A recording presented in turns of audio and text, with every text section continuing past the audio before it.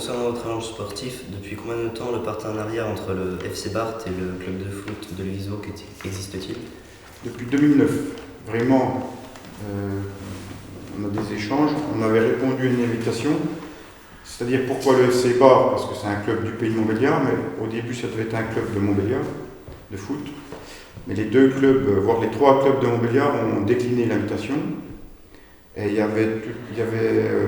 fallait absolument une équipe pour participer à une semaine de partenariat, parce que la ville de Lévisbourg avait invité un club de foot gallois, du Pays de Galles, un de Jeff Patoria, ukrainien, et Montbéliard, donc on représentait la ville de Montbéliard.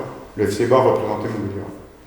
Et depuis, on a des échanges, on organise des tournois, un tournoi chaque année à Montbéliard où une équipe de Lévisbourg vient, et également le FC Barthes une fois par an à Lévisbourg.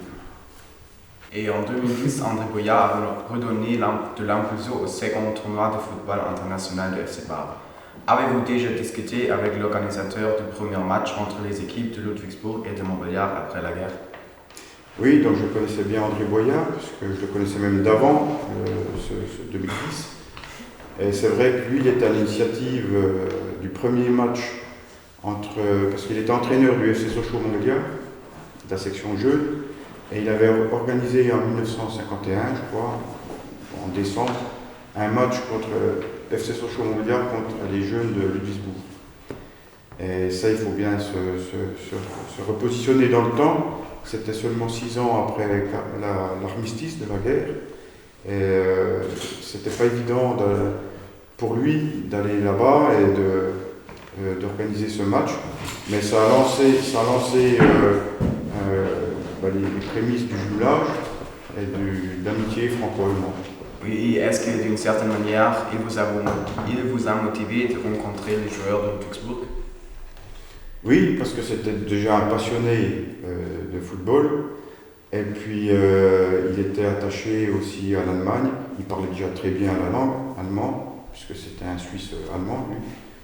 Et il aimait surtout les jeunes, et il souhaitait que les jeunes se rencontrent d'une manière amicale. Et par le biais du football, c'était porteur. Est-ce que de vieux ressentiments ont-ils surgi pendant ou après le jeu entre les équipes françaises et allemandes? Par exemple, l'idée d'une revanche pour 82? Oh, je pense pas. D'ailleurs, je pense pas. 82, oui, c'était ce fameux match en Espagne, lors de la Coupe du Monde, où il y a eu notamment une agression de Schumacher sur Battiston, c'est pour la petite histoire. Mais non, c'est oublié. D'ailleurs, les jeunes, à part des images qu'ils peuvent voir à la télé, mais bon. Le manque de connaissance de l'allemand et du français de la part des joueurs a-t-il représenté un obstacle pendant les rencontres entre le FC Barthes et le club de Ludwigsburg? C'est pas un obstacle puisqu'on arrive quand même à échanger, mais c'est quand même c'est gênant de ne pas parler la langue, c'est vrai, allemande.